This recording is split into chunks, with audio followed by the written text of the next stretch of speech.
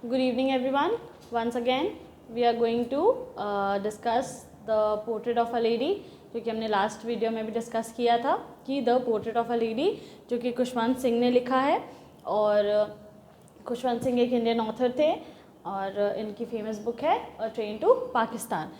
इसमें दो main characters जो हैं वो खुशवंत सिंह खुद हैं और दूसरी हैं दादी माँ, जिनके बारे में जिनका कैरेक्टरिस्टिक फीचर अपीयरेंस हमने अभी तक देखा कि दादी माँ कैसी थी। बूढ़ी थी, हल्की बेंड थी, वो स्लाइटली बेंड, और बहुत ही ब्यूटीफुल, प्रिटी नहीं ब्यूटीफुल थी वो, मतलब उनका कैरेक्टर बहुत ब्यूटीफुल था। वो एक वाइट साड़ी पहनती थी, उनके बाल जो थे वो सफ़ेद थे पूरे, लेकिन दैट वाज शाइनी, बहुत सुंदर बाल थे उनके। और वो उनके बाल जो थे वो बिखरे भी थे, अनटाइडली बिखरे रहते थे, लेकिन फिर भी वो बहुत ही ब्यूटीफुल थी। ब्यूटीफुल मतलब अपने कैरेक्टर से। उनके हाथ में एक माला होता था जिसमें छोटे छोटे मनके होते थे, जिसको वो कंटिन्यूसली प्रेयर करती रहती थी और कुछ कुछ मुंह में बोलती रहती थी। उनकी जो ज़बान थी वो हमेशा प्रेयर में कुछ ना कुछ बोलते रहती थी, प्रार्थना वो करती रहती थी। उनका ज़बान हमेशा प्रार्थना में चलता रहता था, घूमता रहता था। फिर उनको एक विंटर लैंडस्केप भी बोला गया था कि ठंड के समय में जो माउंटेन में जो सीन होता है, सीनरी दिखाई देती है, वैसी दिखाई देती थी वो। मतलब वो बहुत प्योर थी, उनमें प्योरिटी झलकती थी। ठीक है, वो ऊपर से नीचे शांति यानी कि सेरेनिटी और कंटेंटमेंट, संतोष का प्रतीक थी।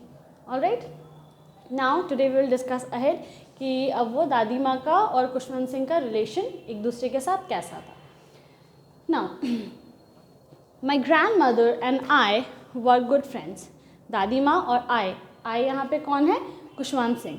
वो लोग क्या थे? बहुत ही अच्छे दोस्त थे। यानी कि हमारा फर्स्ट थीम जो था वो फिर से वापस आ गया, फ्रेंडशिप, रिलेशनशिप।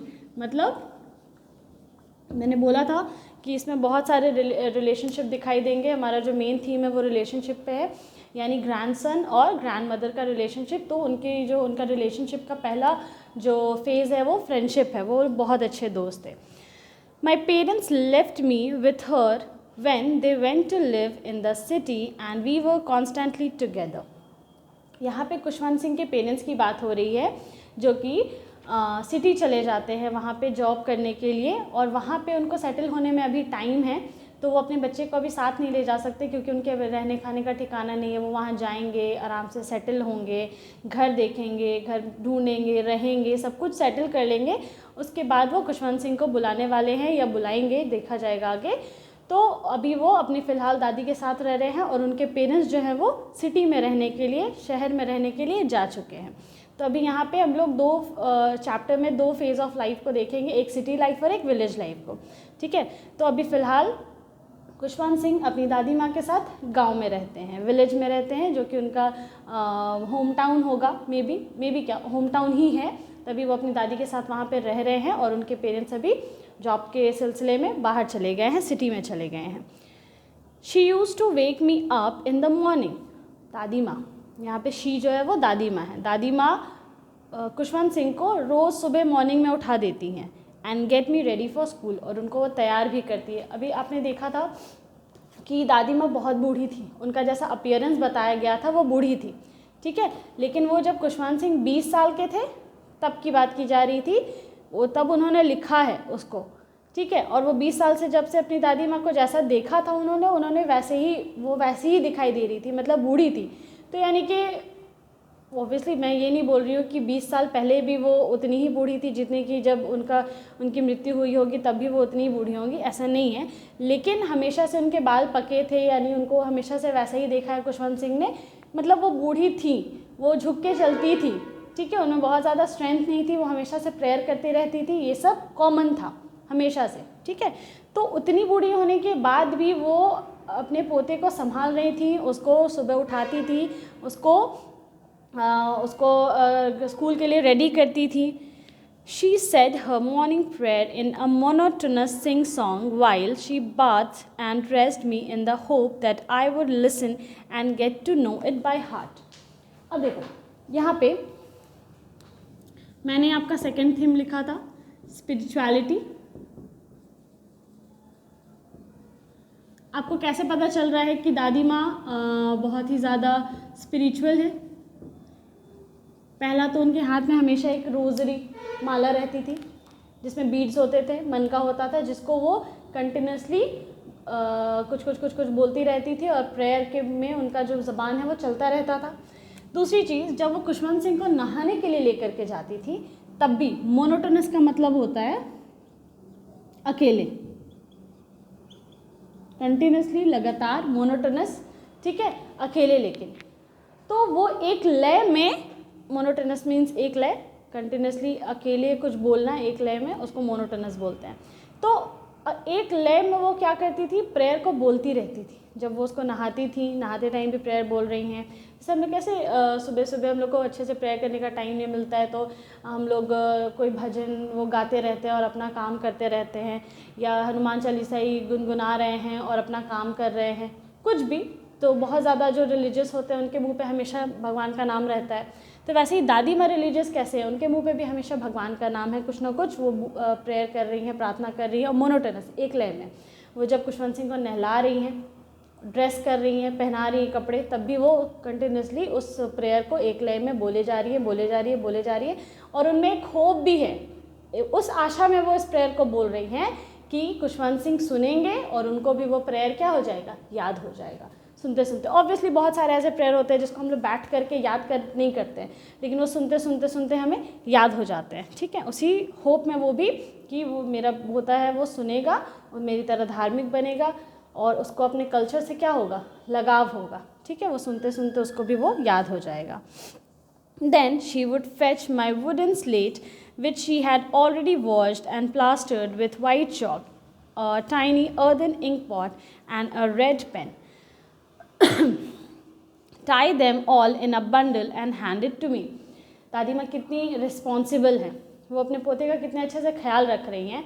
नहलाई, उसको ड्रेस की अच्छे से, कपड़ा पहना दी नहलाने के बाद। अब वो क्या करती हैं, उसका स्लेट लाती हैं, स्लेट जिसमें हम लोग चौक से लिखते थे, स्लेट लाती हैं, उसमें चौक लगती हैं, अच्छे से सबको उसको रख के पेन रखती हैं, उसमें अर्दन इंक पॉट रखती हैं, अर्दन मिट्टी का इंक पॉट दवात रखती हैं, और सबको को अच्छे से बंडल में बांध करके और वो उसको देती हैं। मतलब she is getting him ready for school, वो उसको स्कूल के लिए रेडी कर रही हैं। आफ्टर अ ब्रेकफास्ट ऑफ, अब उसको नाश्ता भी कराती है, तो ब्रेकफास्ट में क्या है भाई, ऑफ अ थिक स्टेल चपाती, बासी चपाती देती है उसको खाने के लिए वो, ठीक है।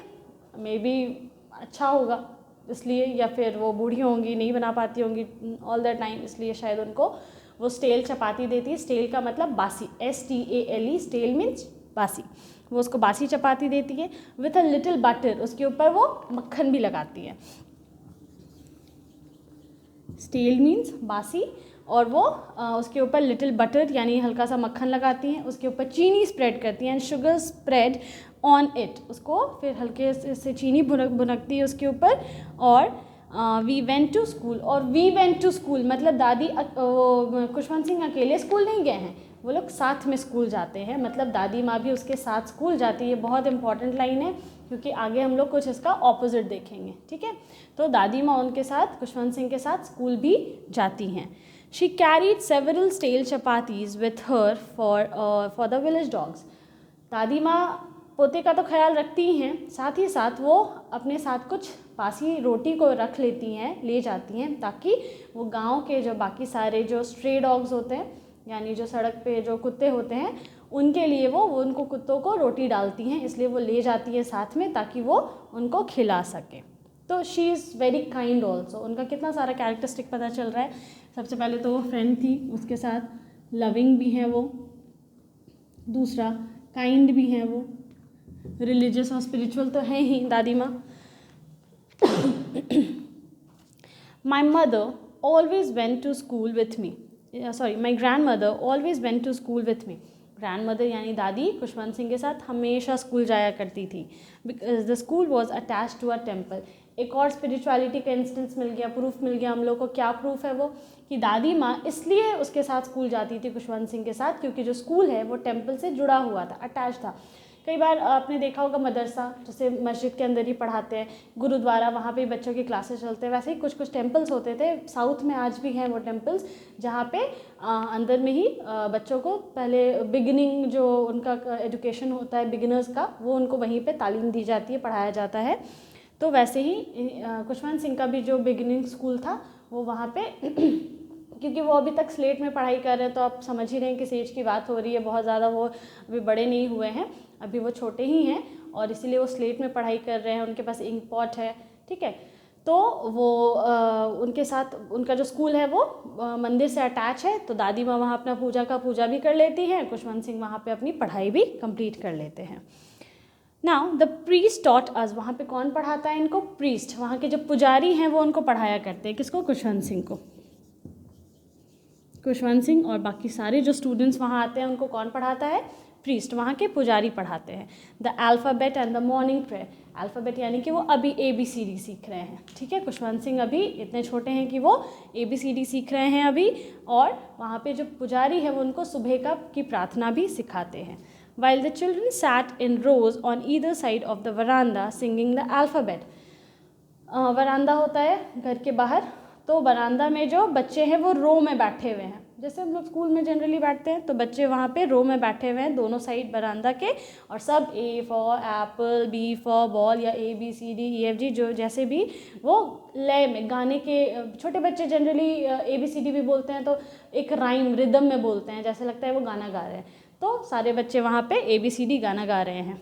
और प्रेयर इन अ कोरस, और कोरस का मतलब सब साथ में गाना तो जो मॉर्निंग प्रेयर था वो भी सब अल्फ़ाबेट हो या प्रेयर हो सब कोरस में गाते थे वो सारे बच्चे।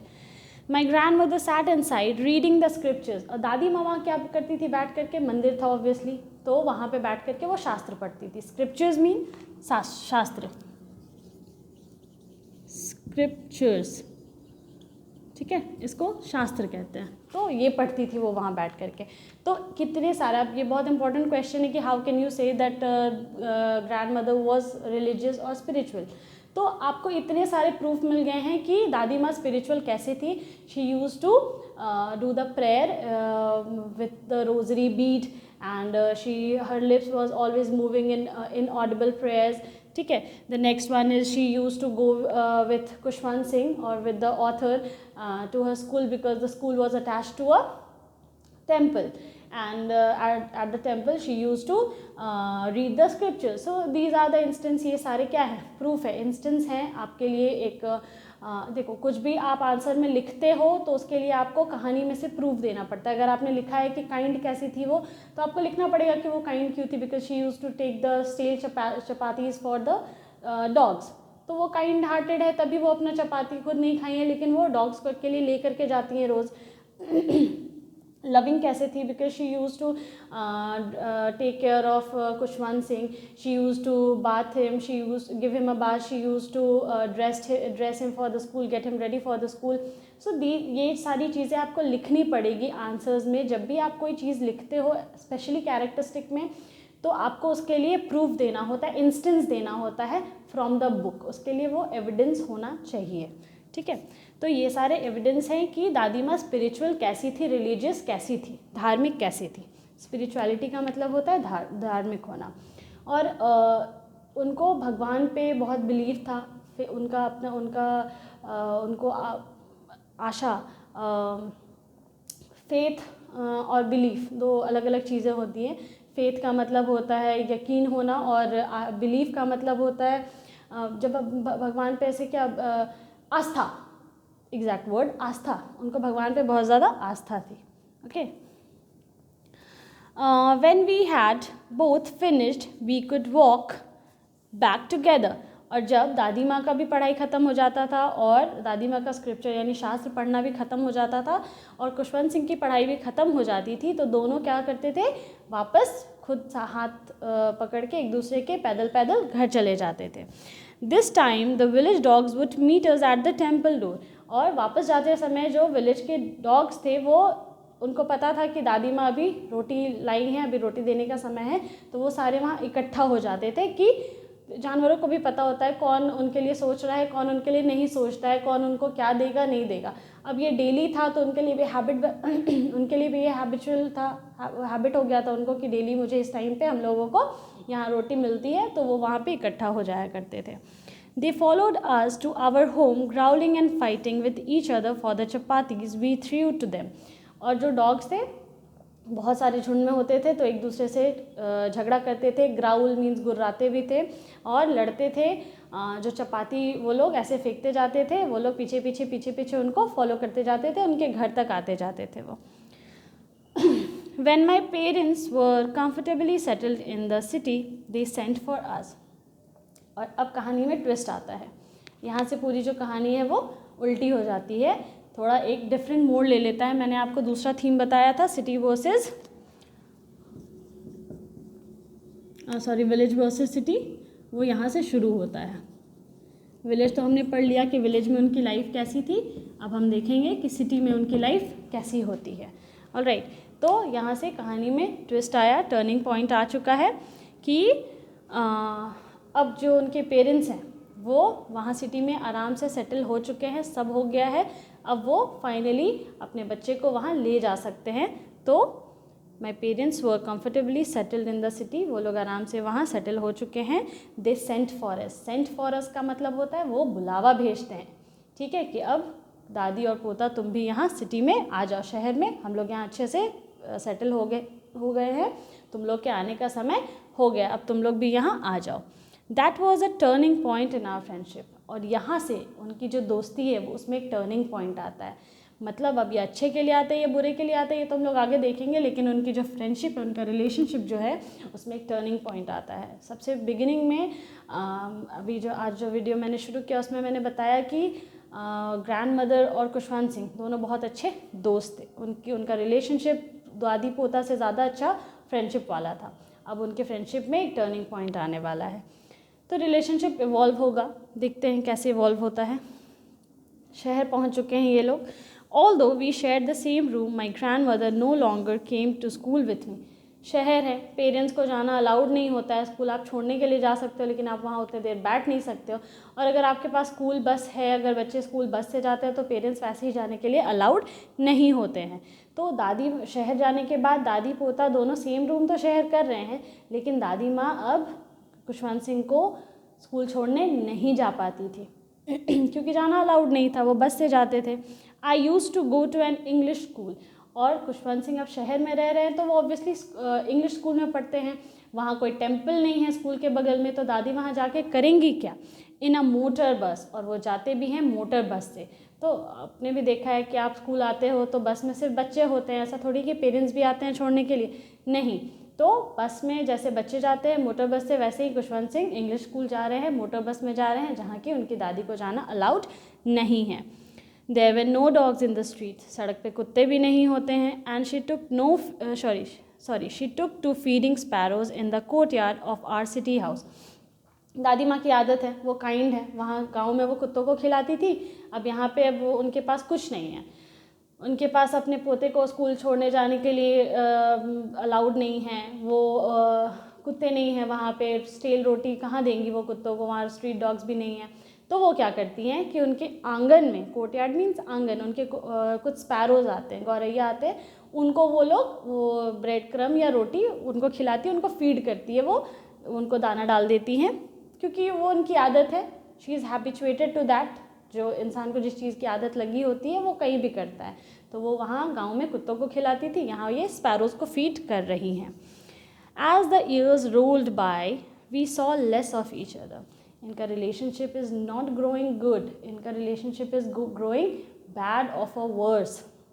जैसे जैसे साल बीतता गया, as the years rolled by का मतलब जैसे जैसे साल बीतते गए, we saw less of each other, वो एक दूसरे को देखना और कम कर देते, क्योंकि देखो क्या होता है, आप खुद अपने आप को इमेजिन करो कि आप अपने दादा दादी से कितना मिल पाते हो, अपने पेरेंट्स से कितनी बातें कर पाते हो।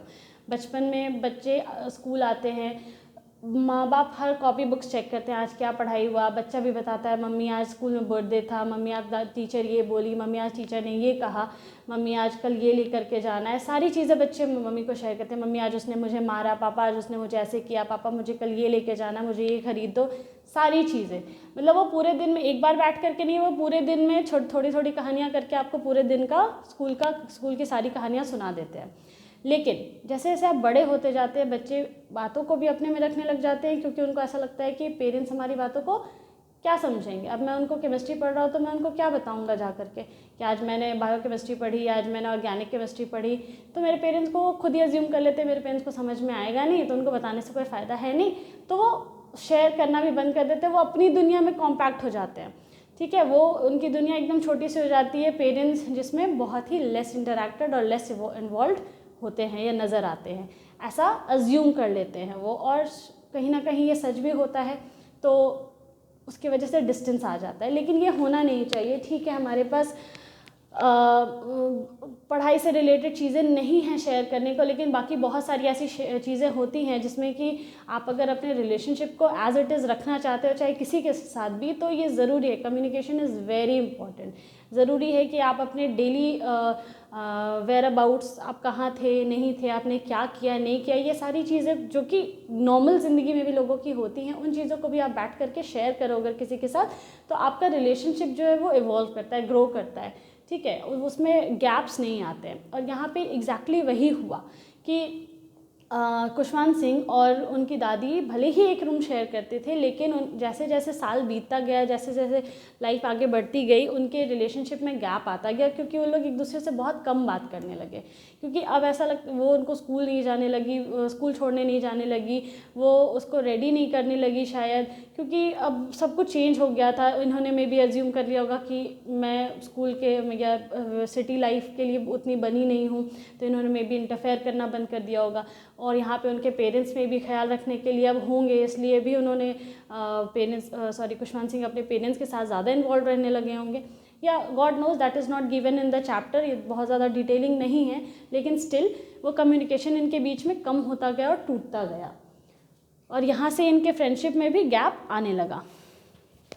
For some time she continued to wake me up, कभी कभी तो वो उनको उठाने के लिए आया भी करती थी, and get me ready for school.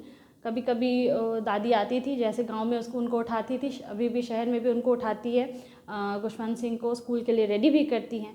When I came back she would ask me what the teacher had taught me, और दादी कोशिश कर रही हैं, दादी अभी भी पूछती हैं उनसे, खुशवंत सिंह से, कि आज टीचर ने क्या पढ़ाया जब वो स्कूल से आते थे, क्योंकि उनकी आदत है, वो देखती आई हैं कि स्कूल में खुशवंत कैसे पढ़ रहे हैं या क्या सीख रहे हैं, आज पंडित जी ने क्या पढ़ाया, पुजारी ने, है ना। तो ये सारी चीज़ें वो गांव में देखती थी, तो उनको आदत लगी हुई है, इसीलिए वो शहर में उस चीज़ को कंटिन्यू करती हैं कुछ समय के लिए, उनको उठाती भी हैं, स्कूल के लिए तैयार भी करती हैं, उनके साथ कॉन्वर्सेशन करने की भी कोशिश करती हैं कि तुमको आज स्कूल में टीचर ने क्या पढ़ाया। लेकिन I would tell her English words and little things of Western science and learning, the law of gravity, Archimedes principle, the world being round, etc. This made her unhappy.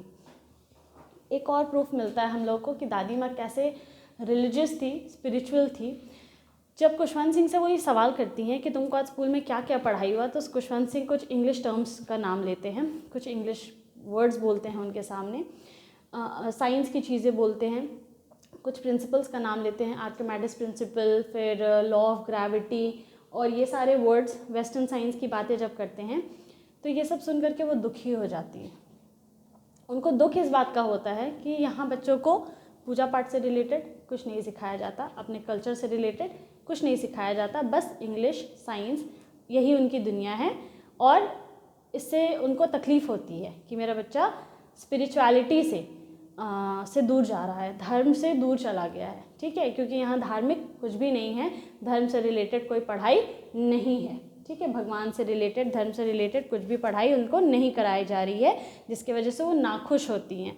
This made her unhappy. ये सब सुनने के बाद उनको तकलीफ होती है, क्योंकि शी इज़ ओल्ड, वो ऑब्वियसली मे भी पढ़ी लिखी नहीं होंगी, तो ग्रैंड पेरेंट्स कुछ भी हो वो चाहते हैं कि स्कूल में कुछ भी पढ़ाई हो, लेकिन अगर आप आकर के बोलोगे ना कि आज मुझे सिखाया गया शेयरिंग इज़ केयरिंग, आज मुझे सिखाया गया कि कैसे बुराई पे अच्छाई की जीत होती है ना, आज कैसे श्री राम ने रावण को मारा, आप ये चीज़ आकर के उनको बताओ, देखो उनको कितनी खुशी होगी।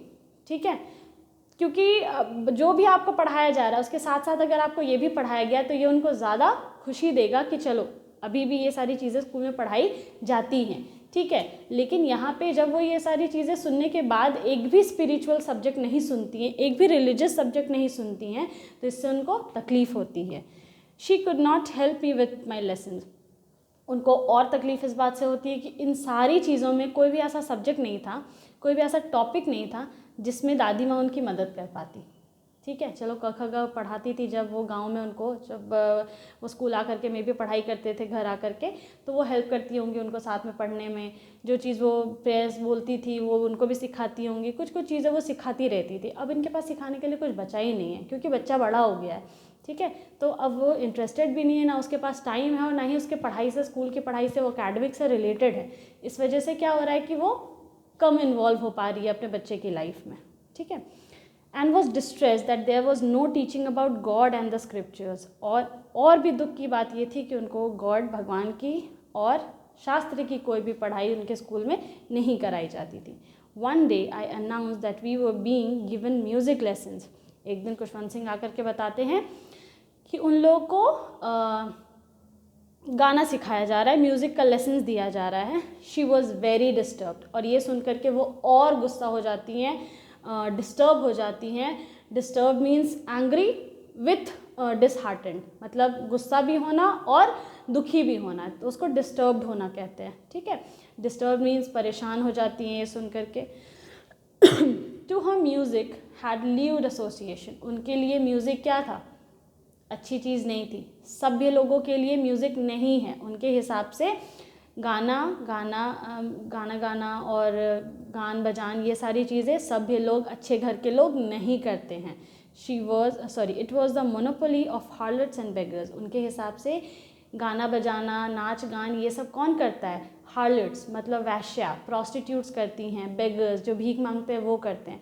तो वो पुरानी सोच की थी, पुराने ख्यालात की थी। ऑब्वियसली उनकी सोच ऐसे ही होगी। उनको नहीं पता था कि आज का जनरेशन में म्यूज़िक का क्या जगह है और म्यूज़िक क्या इम्पोर्टेंस रखता है। ये सारी चीज़ें उनको ऑब्वियसली नहीं मालूम थी, इसीलिए वो पुराने ख्यालों की थी। जैसे पुराने अब दादा दादी हैं, या आप कुछ ऐसा पहन करके जाओ जो आज के ज़माने का है, तो वो देख करके थोड़े से अपसेट हो जाते, क्या पहन लेता है तुम लोग। आजकल रग जीन्स आता है, फटे हुए जो जीन्स होते हैं वो सब पहन करके आप चले जाओ, तो वो फैशन है, वो उनको आज का ट्रेंड नहीं पता है, तो वो उस चीज़ को अच्छा नहीं समझते हैं, सभ्य नहीं समझते हैं। उसी तरीके से दादी उसको, गान बजान को ल्यूड एसोसिएशन समझती थी। ल्यूड एसोसिएशन मीन्स सभ्यता का निशानी नहीं समझती थी वो ऐसा समझती थी कि ये सारी चीज़ें असभ्य लोग करते हैं। प्रॉस्टिट्यूट्स करती हैं, गाना बजाना वाला बेगर्स करते हैं, भिखमंगे जो भीख मांगते हैं वो सब करते हैं, उनका काम होता है ये सब। And not meant for gentle folk, और अच्छे घराने के लोगों के लिए ये सारी चीज़ें नहीं हैं। She said nothing but her silence meant of disapproval. लेकिन पुराने लोगों में, दादा दादी हों या जो भी हों, उस एज के लोगों में एक समझदारी होती है। अगर आपको वो चीज़ अच्छा लग रहा है तो, या आपको पता है कि वो आपके फ़ायदे के लिए है, उनको कितना भी बुरा लगे वो उस चीज़ के लिए मना नहीं करते हैं, क्योंकि उनको पता है वो तकलीफ़ दे रही है उनको। लेकिन वो अगर आज के ट्रेंड के हिसाब से है, उससे अगर आप आगे बढ़ रहे हो, तो वो आपको कभी आपका पैर नहीं खींचेंगे, आपको कभी रोकेंगे नहीं। कई मैंने लास्ट चैप्टर में बताया था कि पेरेंट्स बच्चों को इतना बड़ा करते हैं, पढ़ाते लिखाते हैं, उनको ये बात मालूम होती है कि एक दिन ये विदेश चला जाएगा या बाहर चला जाएगा, मेरे पास उस टाइम पे कोई नहीं रह जाएगा, लेकिन उनको कभी पढ़ने लिखने के लिए नहीं रोकते हैं। तुम पढ़ो लिखो, तुमको जितना कमाना है, जहाँ जाना है जाओ, वो कभी भी उसको रोकते नहीं हैं, क्योंकि वो सबसे पहले प्रायोरिटी उनके लिए उनके बच्चे का सक्सेस है। She rarely talk to me after that. और जब वो, हालांकि ये सब सुनने के बाद कि वो गाना सीख रहा है, उसके स्कूल में उसको म्यूज़िक लेसन्स दिया जा रहा है, वो कुछ बोलती तो नहीं है, लेकिन उनका जो चुप्पी होता है, उनका जो साइलेंस होता है, उनसे खुशवंत सिंह को समझ में आ जाता है कि वो एक डिसअप्रूवल है। मतलब उन्होंने हामी नहीं भरी है, वो बहुत डिसअपॉइंटेड है, वो बहुत ही निराश हैं इस चीज़ से। ठीक है, उनका डिसअप्रूवल दिखाई दे रहा है कि वो इस चीज़ के लिए राज़ी नहीं है, उनके सीखने से, म्यूज़िक सीखने से वो खुश नहीं है। वो कभी भी उनको कुछ बोली नहीं कि मत सीखो, क्यों सीख रहे हो, इसका काम है, उसका काम है, नहीं, कुछ नहीं बोली। लेकिन उनकी चुप्पी इस बात का सबूत थी कि वो नहीं चाहती थी कि वो खुशवंत सिंह म्यूज़िक सीखें। और उस दिन से उनके लाइफ का, उनका फ्रेंडशिप देखो तो पूरी तरीके से उनमें गैप आ गया। उस दिन से उन्होंने कभी भी खुशवंत सिंह से कुछ भी बातें नहीं करती, बात बिल्कुल भी बंद कर दी।